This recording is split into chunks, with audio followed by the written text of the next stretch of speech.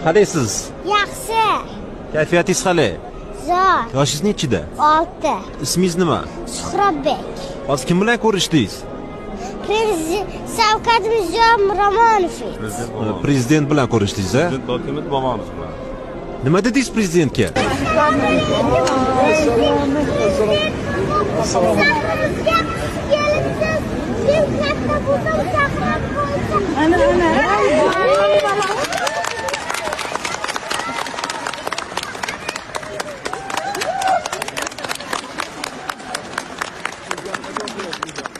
Assalomu alaykum prezident bobo, shahrimizga xush kelibsiz.